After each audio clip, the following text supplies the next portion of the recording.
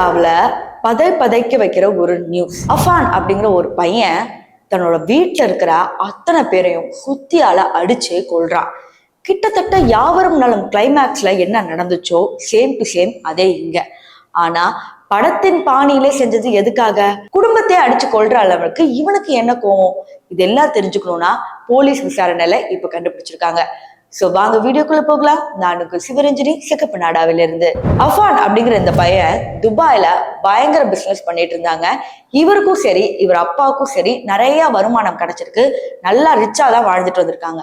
ஆனா போக போக போக பிசினஸ்ல இருக்கிற நஷ்டத்தினால மொத்தமா டவுன் ஆகுது. பாட்டிக்கு மருந்து வாங்கி கொடுக்கறது கூட காசு இல்ல. இதெல்லாம் எப்படியாவது சமாளிச்சிடலாம்னு சொல்லி அவரும் எந்தெந்த ஒர்க்கோ போறாரு, என்னென்னமோ பண்றாரு, கடன் வாங்கி பாக்குறாரு. எதுவுமே வேலைக்காகல. இதுல இன்னொரு விஷயம் பாத்தீங்கன்னா, ஊரை சுத்தி கடன் வாங்கி வச்சிருக்காரு இந்த அஃபான் அப்படிங்கிற இந்த பையன்.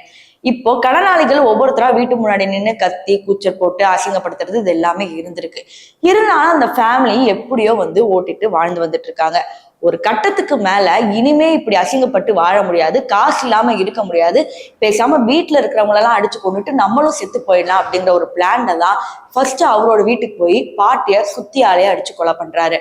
அடுத்து கொஞ்சம் தூரம் தள்ளி போய் இன்னொரு வீட்டுல அவங்க அம்மா, தம்பி மற்றும் அவருடைய காதலி அப்படின்னு சொல்லி பல பேரை அடிச்சு கொள்றாரு. அதாவது இவங்க குடும்பத்தினர்கள்ல யாருமே உயிரோடே இல்லை. ஸோ கிட்டத்தட்ட 5 பேரை கொடூரமா கொண்டுட்டு தானும் செத்துறணும் அப்படின்னு சொல்லி எலி மருந்தை வாங்கி குடிச்சிட்டு அப்படியே போலீஸ் ஸ்டேஷன்ல போய் ரத்த காயங்களோட போய் நிக்கிறாரு. போலீஸ் ஸ்டேஷன்ல எல்லாம் பதறி போய் பார்க்க ரொம்ப பவ்யமா இருக்கானே அப்படின்னு இவங்க யோசிக்கவே இல்லை. போலீஸ்லாம் என்னப்பா ஆச்சு, என்ன ஆச்சு அப்படின்னு கேட்கும் போது, நான் ஒரு 5 பேரை அடிச்சு கொண்டுட்டேன், நானும் எலி மருந்து குடிச்சிட்டேன், எனக்கு என்ன ஆகும் தெரியல, நான் அப்படியே விட்டுருங்க அப்படின்னு சொல்லி சரண்டர் ஆனோடனே உடனே திருவனந்தபுரத்துல இருக்கிற ஒரு தனியார் ஹாஸ்பிட்டல்ல சேர்த்து இப்ப அவருக்கு ட்ரீட்மெண்ட் போயிட்டு இருக்கு.